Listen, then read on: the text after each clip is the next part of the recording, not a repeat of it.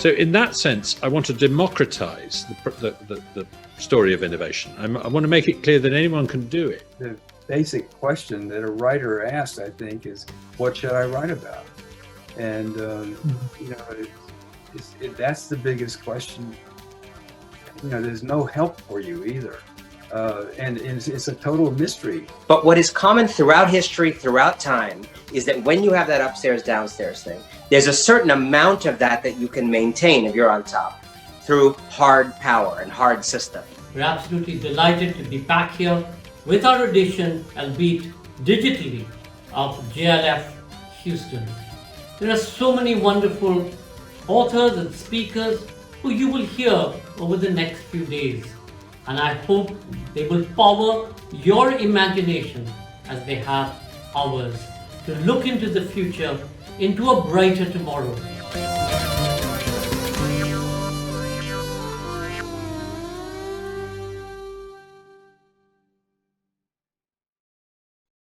On behalf of Namita Gokhale, William Dalrymple, Sanjoy Kiroy, and all my colleagues at Team of Cards, Asia Society, and Imprint, we welcome you to the third session of JLF Houston 2021 Virtual Festival.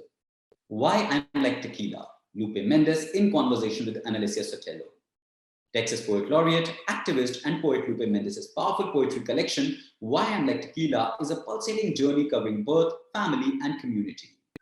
Illuminating the Texas Chicanx experience, both past and present, Lupe shifts between narrative, dramatic, and lyrical poems to give us a glimpse into his life, heritage, and identity.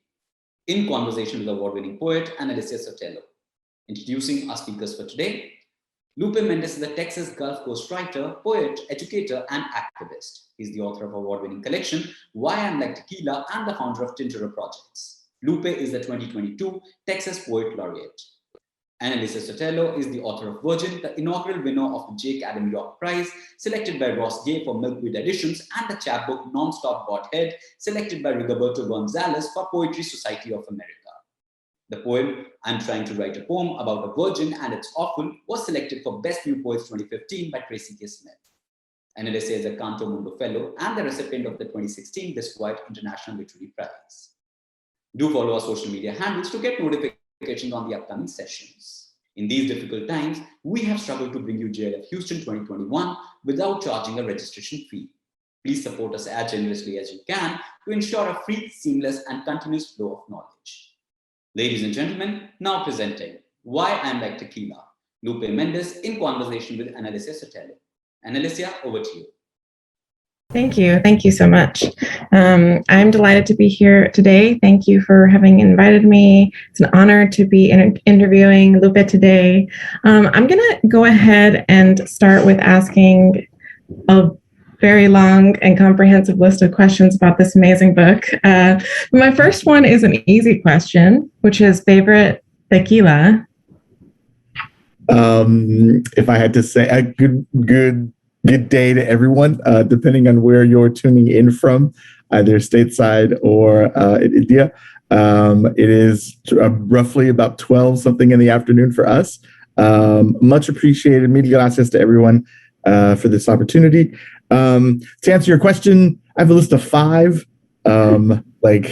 Because my family is actually, I currently have half my family in Mexico are in the production side of tequila. They work in a tequileria just outside of Guadalajara. So number 1 is Don Julio, because that is where my family works. So that's one. Nice. Cazadores, Herradura, Jimador, and the 5th one is probably, oh my goodness, probably Patron. Nice. A wonderful, solid, beautiful list. Right? It shouldn't be such a bougie tequila drinker, but I have to be, right? Family necessities. So absolutely. Well, and there's a spiritual element in some ways. The process allows the human body then to be the most refined thing ever at a certain point. So those are our high moments in life, right? We go through lots of ebbs and flows. There are moments where we are totally at our worst, at our most natural. And then we refine ourselves. We do the things that we need to do so that we have a moment in the limelight and in the spotlight. We are our best presented selves to the world. And I think we go through cycles like that throughout existence, right? And so I thought about that in terms of my understanding of the world and legacy and history and understanding and forward momentum and dreaming and sacrifice, and looking at it in that framework is where the title and the book came together. So wonderful. Well, and Yeah. I know we're kind of across countries and lives and worlds, but something I'm really fascinated about is taking an image that is familiar to a large community and really kind of unpacking what's beneath it. What does it say about our humanity? So I thought that was so beautiful in this. And I want to shift over to something that I actually read in an interview that you did with Trevor Buffon. I think that's pronounced correctly. Correct. And okay, if you want to know the strength and the weakness in a nation, in a system, look to the way it treats its prisoners, its students, its elderly. And when I was reading through this collection, I was just really struck by the way that you could speak to the experiences of others without sort of capitalizing or changing their experience. You have a real connection with the people that you're writing about, a real love here. And I especially saw it a lot in the poems with students. Prayer of a Workhorse, the experience of the teacher really stood out to me. And I'm going to shift a little bit here because I'm kind of going on a tangent, but you said this really interesting thing that kind of brings me back to how the system treats humans, right? And there's this line in Prayer of a Workhorse where you're talking about the experience of being a teacher, where you say, when I finally die, cry, dream, someone will have to find me a substitute. And I know you work with teachers now, and I know someone in my personal life who has gone through these struggles. Can you tell me a little bit about this? Because I feel like this is a brave way of describing the experience of people that often doesn't get talked about. I wrote it as, when I wrote the poem, I was writing about prayer of a workhorse was prayer of someone who is constantly like at the work, right? I was writing it as a tip of the hat and a moment of blessing to individuals who serve a family or community as like the breadwinner or the shoulders that carry a household, right? I was thinking, as I was writing the poem, I was thinking of folks that serve as caretakers and providers who are spouses or partners. And the knowledge therein about the teacher side of it, the haha moment within the poem, the humorous part is that teachers work themselves to the bone, right? And the physical ailments of a teacher at retirement they're all on the inside, right? It's like you end up with arthritis, or like your feet are off, or teachers are like the number one people who have urinary tract infections because we don't have time to go to the bathroom because we're teaching all day. Yeah. And so I thought of conceptually, like the running joke when I was in the classroom was always, we won't even be able to die peacefully. We will have to have someone call a substitute to come in to take care of the kid. Like, I'll even have to worry on my deathbed about what's going to happen with the kids when I die. And so that was the joke, right? And so the rest of the poem talks about when I die, they'll have to call the substitute. I'll probably still have to get back up and show the substitute where everything is. Like, yeah. It's the concept that we do not have as well put together a system to provide for educators that provides educators to have a second set of thoughts in terms of providing for students when we're not there. Like, what happens to my kids when I'm not in the room, right? And yes. So from a very systematic platform, we can't take the day off. We don't take the day off. Like, there is more work when we take a day off because everything is thrown off by us not being there. And like, nobody really talks about that. Like, it's expected for that to be the case. And that to me is weird, because when you look at other professions, when you're off, that is your solitary, you take the time and you do you, and that's it. But in education, it causes a ripple effect. And so it gives teachers this pause. Like, it's the only career where your mentality is you can't think about yourself because someone is depending on you. And I think the same occurs in community spaces, right? So like hospitals, police officers, firemen, teachers, we carry that workload. Like, if I'm not there, something happens to a community, I will be missed. Like, the essence of that job is not there unless that human body is there. And I think even now in the pandemic, like, we're feeling all of that. The number of medical care workers and educators they're leaving their professions because the burnout is so high, because we've been doing all of this work in the middle of a pandemic for so long that people they don't have that same energy to keep giving, because it takes a toll. It takes a mighty toll on the body, right? The mind, the spirit, and the physical space, the physical body. So yeah, I was ringing to all of that as I was writing it. Though it was jovial, it's that sad fact that you just have to kind of laugh at.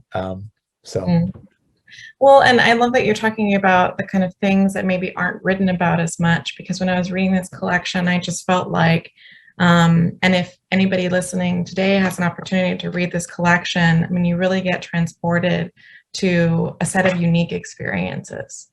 And I was also struck by the realism of the poem Off Period, which is about a student whose father is going to get deported by immigration. And what was really interesting to me, besides me being devastated as I was reading the poem because of the way that it emotionally captures that experience, was this almost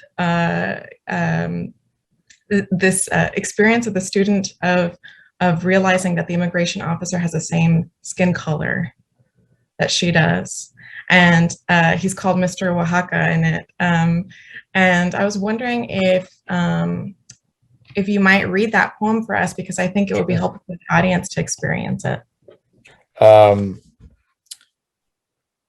The truth of this, so this is a real life thing that had happened. I was teaching English 4, so high school seniors, ages 17 to 18. And it was my off period. Like, I started off my morning, I turned off the lights, kid knocks on my door, and they're like, "Mister, can I just come in here?" And then they just like tears and this whole thing, and they explained to me what was the process, and we had to think through, like, what are the next steps. And this is maybe 6 months into the Trump presidency, and already it was all of the things that were coming to pass under his executive orders. And so as she's telling me all the things that are happening, I had thought also about my experience with immigration, with my father being a resident. And an evening we pulled past the Refugio Garita station, like where we were, you pass the checkpoint as you're coming out of the valley, and my dad could get out his immigration card fast enough, and the guy freaked out. He was Mexicano. His name on his shirt was like Hernandez. And he pulled my dad out of the car. They searched the car, and the guy pulled out his billy club and was about to hit my dad with it, and I shielded my dad, and he hit me, and then we both fell to the ground. And so as the guy's trying to beat my dad, he's also beating me. I must have been like 9 at the time. And this was like immigrant family. This is my experience with the US. being the son of an undocumented Mexicano. Those are part of the trials and tribulations that shouldn't have occurred but did. So the poem, off period. Para Karen y su padre Juan Rodriguez. I woke up late the next day, baggy eyes, baggy hearted, weak, and got to sit in my room finally with the fluorescents off to hide from them all. Hide from the world, but it didn't last because esta niña walks in. Don't worry, she's still safe. She won't get in trouble. She won't get taken away. She walks in though, asks, Mr. Can I just sit here for a second, a minute, a couple of minutes, a whole 30 minutes? And I never said yes. And she turns around, y Madre Santa, she starts with this aguacero down her face. I want to hug this kid, and I do. And I feel this kid who breaks into bits of air in the lungs, breaks down all her words into sobs, into my arms, into my veins. And there it is, the fear curled in her lip that perched the words deportation and quote, my dad, and he signed into the INS office, and the men in green, one of them is the same color as you, mister, end quote. The same color as me means he's Southern Mexicano. He's probably all Oaxaca or Nayarit or Michoacan bronze. And mister, he tells my dad, you gonna be a priority. And my dad, he cries, he shakes, pleads, and creases his hands, and he's all my daughter. She gonna graduación en junio, and Mr. Oaxaca says, then have your ticket ready for the day after that.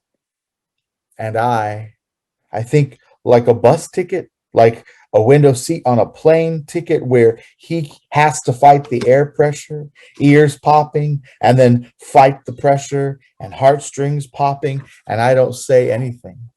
I rub her back is what I do. You weren't there to hear her ribs constrict, to listen to her teeth clink together, to see her eyes blur into water pools, and all I can think of is when I was 10. And my old man was thrown on the ground in Falfurias because he can't get his green card out fast enough. And I jump on the ground with him, cover his back with my little frame, and I get hit by a billy club. And the guy in green is the same pendejo Mr. Oaxaca, I think. And I don't want her to cry anymore, and I don't want me to cry anymore. My shoulders remember what residency feels like, what a split family looks like, what it looks like to see an oak tree, the tallest, brownest would cry. So I want to tell her she's gonna be okay because you are okay. And then the bell rings. She owes me an assignment, and she says they were going to deport him now, and now I don't want to graduate to come.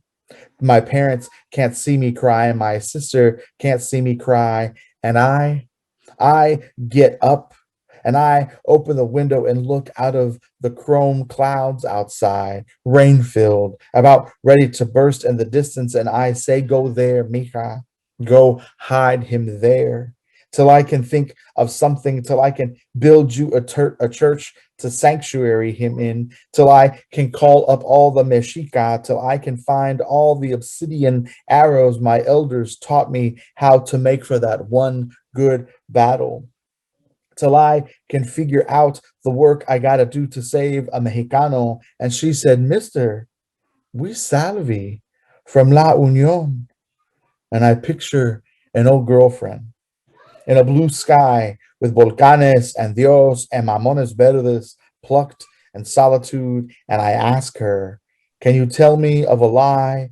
Why you can tell me about why you didn't do the reading yesterday? Mija, tell me anything better than this.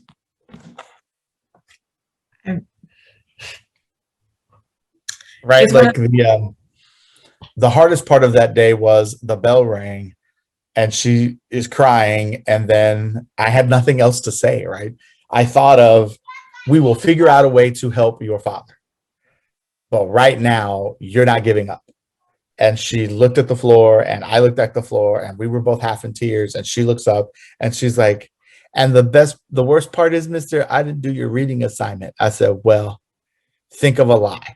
And when you come to class later today, you tell me that lie and we will figure it out and you will turn in your homework tomorrow, but you're not giving up. We'll figure it out. And I was able to arrange some connections. And because of the years I've spent as an activist, I was able to convert that work into helping several of my students who had run into the same situation. And that was that moment in which I was grateful to have been in that moment. You never know what the day brings as an educator. And I didn't want that to be the case, but I was thankful that that was the case because I could have a hand in helping out outside of the classroom. And I think that goes par and par with a profession. And so that's how that popped off. Yeah. And that was a Tuesday. That was a regular Tuesday morning, which was like not expected. So those things. Yeah. And it's, I think when people use the phrase community, like if they want a visceral picture of what community really looks like, it's in this book. And I was curious to see, sometimes this is just my personal opinion, something I often struggle with as a writer. It's very easy to hide in lyricism. And, of course, sometimes things are autobiographical, sometimes they're not, sometimes they're a mix. But my question for you is really just about sincerity, not necessarily about what's true and what's not true. How do you achieve the emotional sort of settling to be able to produce these great works that are so vivid?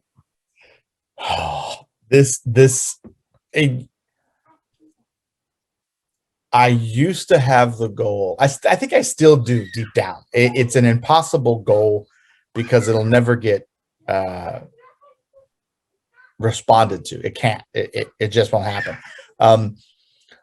It is a humbling experience to be a first generation Mexican in the US with an undocumented father and a Southern Texan, Southern Tejana mother, who both grew up in the early part of the 1900s from two different countries. So you're dealing with the end, like the reconstruction of Mexico after the Mexican Revolution.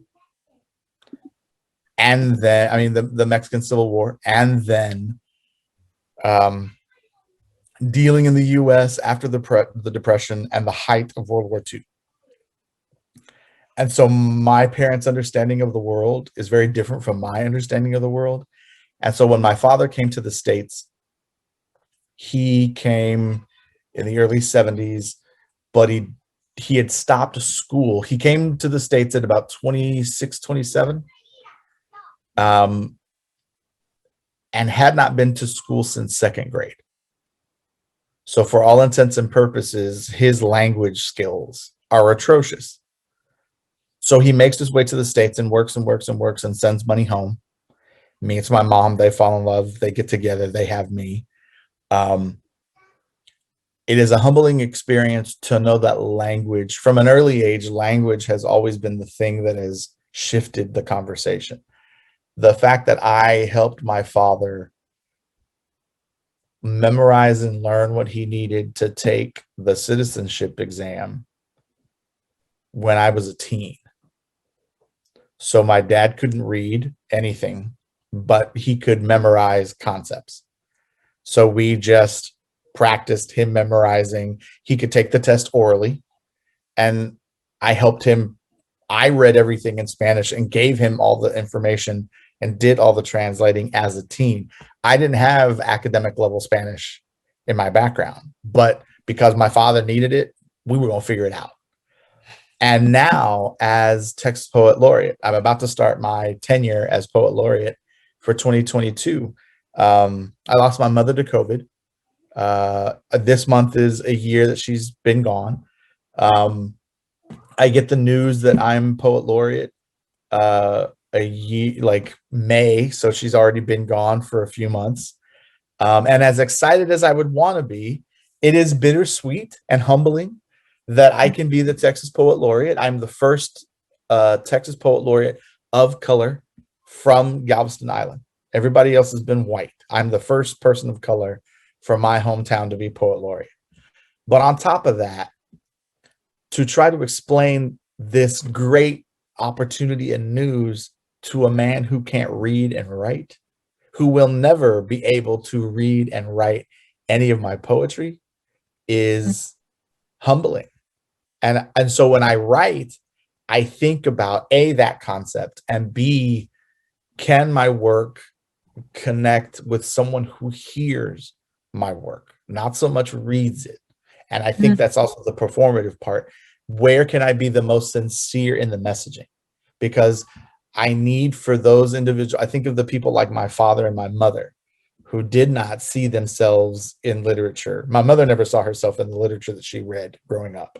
But my father has never seen himself outside of corridos and songs that he knows, los bukis, like you know, los Tucanes de Tijuana, like all of that, right? Like that generation of music. He sees himself in those songs. So how can I write to reach men like him? And if I can do that with this level of language, then I've done the work. And I'll write, like, it's that concept, right? I can try to explain to my dad what it is to be Poet Laureate, and he's going to say, well, that's nice. But I cannot relate to him what that means, because there is that barrier, like his illiteracy. I wish I could take that away, but that is a whole level of life and world that is different between us. And so, you know, I can be Poet Laureate, but I can't read. My dad can't read my work. And so I take that and I move on. I make sure that I remember that and keep that, because that can't be the case going forward for other people. Yeah, I think that's so well put. And, I know that we're closing soon, so I'll just kind of get us to a wrapped up point. I could really talk about these things for another 2 hours with you at least. And thank you for doing it, by the way. Oh, of course. Yeah. I think, like, for those of you who are at home, Googling the book, or maybe you've already read it, some other things just that I wanted to just note are that, this book talks about some heavy subjects and is not really afraid to do that. I think it's a wonderful experience, because you really feel like this author, Lupe, but also in the poems, that no matter what you've gone through in your life, you're going to meet them right there with them. Like, you're going to be on the same page with them. You're not going to be judged by them. That's kind of what it feels like to read this book. Like, this is a non-judgmental, like, world of feeling and body and spirit.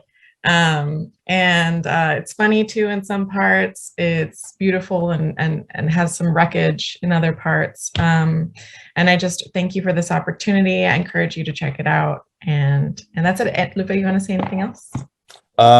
Thank you for all the wonderful words on the book. I'm always bashful about, like, any of the hype the book gets, just because I think it took me like 10 years to put the whole book together. And so part of me is like, what is happening? But it's been a treat and a joy to do the work and see what happens with the works. There are people who tell me things about the book that I'm like, you what? Like, you got, that's awesome. But so it's always a treat. I am blessed to have this chance to do this kind of work. So love it. Well, thank you. And I'm going to pass it over to Suraj. Thank you, Lupe and Analicia, for a glimpse into this wonderfully captivating world of poetry and what goes into writing it. Thank you all for watching and being a great audience. We encourage you to buy the books of our speakers that are available through Browser's bookstore. Once again, we'd like to thank our JLF Houston advisors, donors, and partners for generously supporting us. We hope you all enjoyed this conversation and will tune in for our next session, Bottles of Pain, Sackless, Ranbaxy, and the Dark Side of Pharma, Catherine Eban and Patrick Redden-Keefe in conversation with Sanjoy K. Roy, which is at 1 p.m. Central Time, 12 p.m. Mountain Time, 2 p.m. Eastern Time, and 11:30 p.m. Indian Standard Time. Thank you once again, and now presenting a reading from the JLF Writer Short series. Enjoy.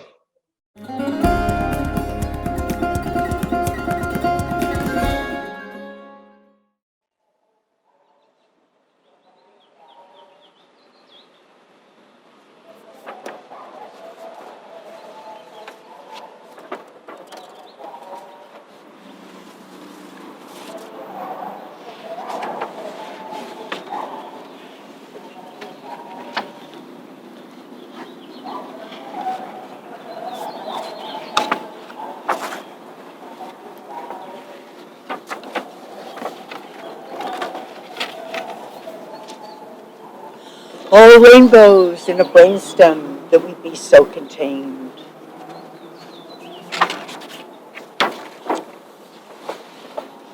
Night haze, love across walls is fable.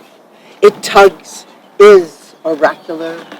Her color at hand for migrant. To save the world is spiral of shell, trying to climb out of phantasmagorical visionary space. Silence and tell you about it. It tugs, can you see a nautilus, a maze, a scream in a little abode, the cell seated in an empty playground, something tugging at ear to break in red, concede, ne'er succeed, waking to alterity. Detail, porque lorando. The seas push open to shelter in place, something tugging at ear to break in red. All rainbows in a brainstem, see your wide pearly aura at the end of a brush. A glee of whiteness surrounds paper that breathes. Out of the cage, a flash, splash of humans' deeper tone. Muzzle, no pagan, a passage, writes as in erotics. Look up,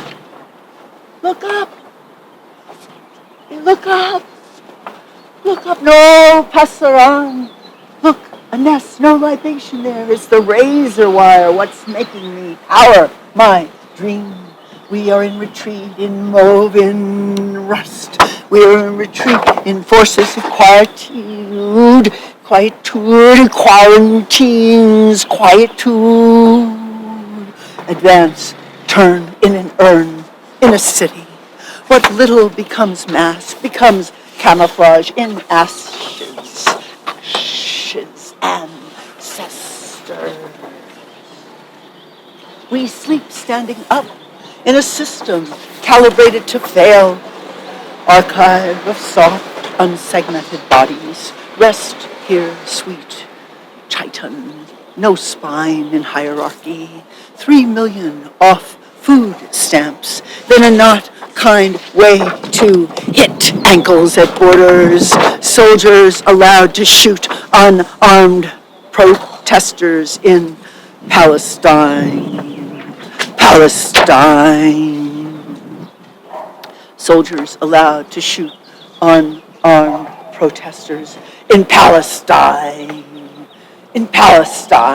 Going backwards in the spiral, going backward in the spiral, going backward in the spiral, wrinkle at beam, or conjure a corner, bathe in light, going backward in heart, back a step when you were alone, and the climate changes at edge, spiders of room will succumb.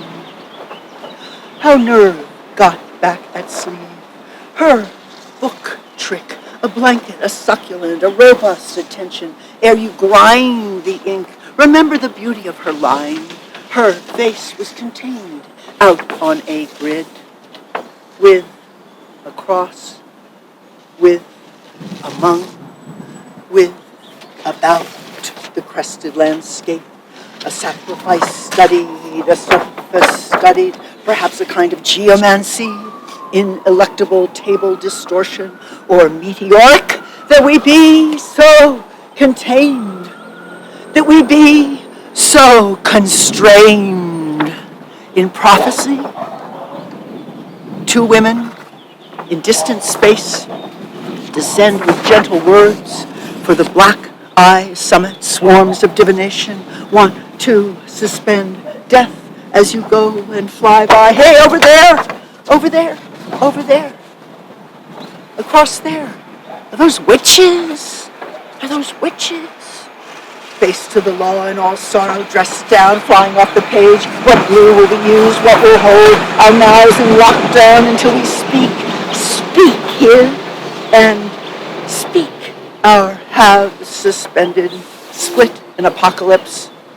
Face at window looking down, face at waist to bend a page. But oh, down on luck, for weren't we a face again to mortify a brush stroke? Abolition, a face necessary when you need safety. Safety. Face as if in a dialogue. Face, a wrist turns and you stand tall. Face, a list. Face, insisting on sequester. Face, escape, but leaves me your voice. Artistic wrist for the vacant street. A wrist, an artist, feeding, feeling of inside to make a job of it. What will not be done? Donde vamos, solo in FaceTime, pity, mirror, 12-tone squares on a precipice, on a prejudice, 9 pages, one for each day. Artist is recognition, maybe brown, having finessed their refuge, and blueprints upon the relational canister. Once upon a captive, shook up all the dangerous pesticides, all the dangerous particles, and a wipe down, a wipe down, wipe it down, wipe it down, frames the sororial gathering lunation for the future. Antidote, anecdote, soft poet just going to lie down, or just stepping up to heaven without a machine, or out on the streets again. People out on the streets again, once upon a scaffold above the watchtower. Oh, proclaim, oh, take a turn, human. There, over there, see the scattered tents. See the scattered tents? Sanity even more in demand, and the hair and the bow reverse species. Hair will blow holes into all being.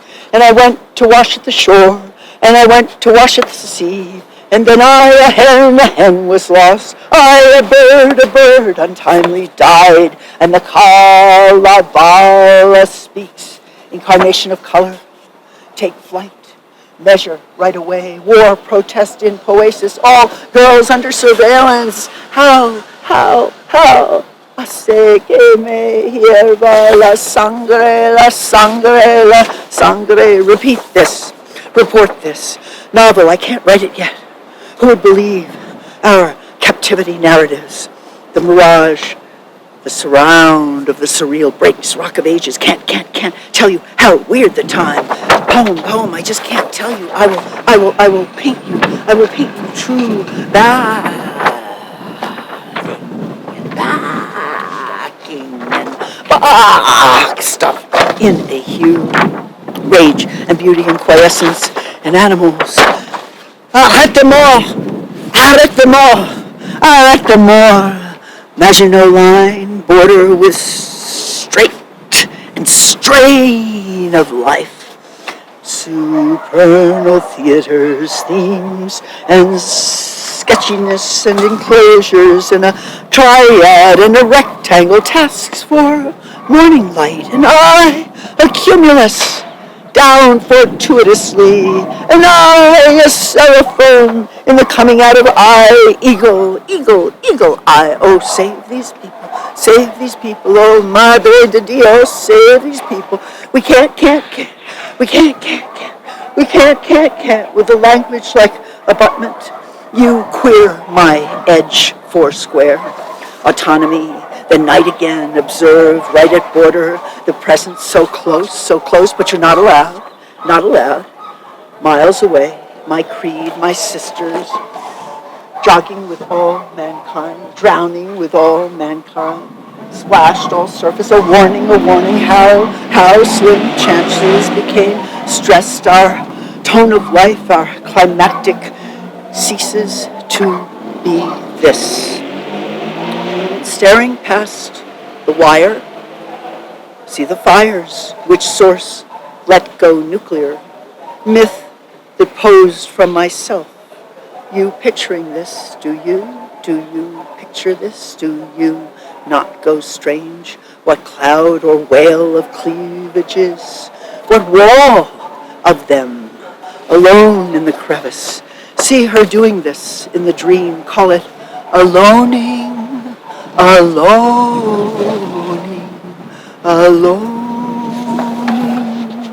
etched then from revolution, elements of undiscovered places, when I watered her, she seeded, needing muscle, shell, smoke, run from the heat, from the ice detention center, burns you in the Kali Yuga, economic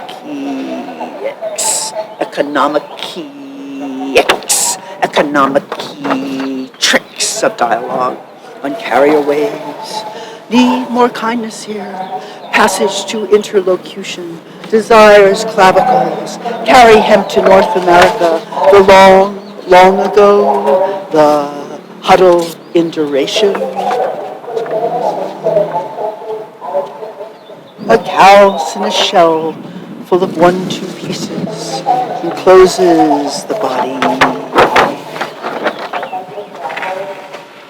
As we wait in separate entities,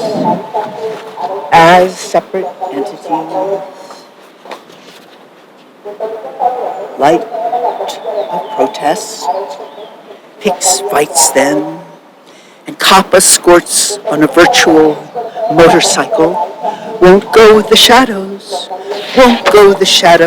as we wait, and stars and whole galaxies move away from Earth, red shifting,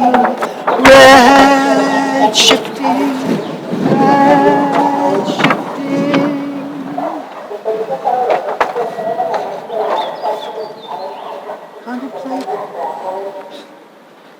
the nexus heaven, contemplate the nexus haven, a lost culture, but for the mollusk,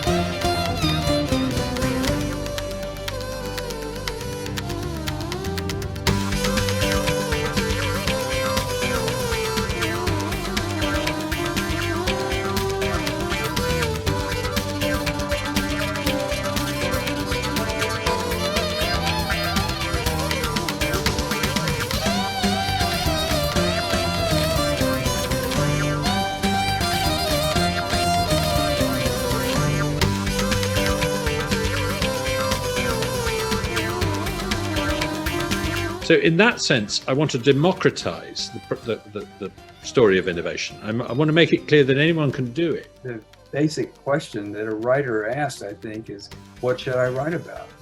And, that's the biggest question. There's no help for you either.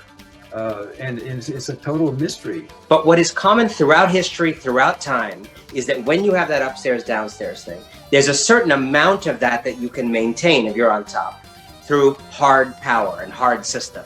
We're absolutely delighted to be back here with our edition, albeit digitally, of JLF Houston. There are so many wonderful authors and speakers who you will hear over the next few days, and I hope they will power your imagination as they have ours to look into the future, into a brighter tomorrow.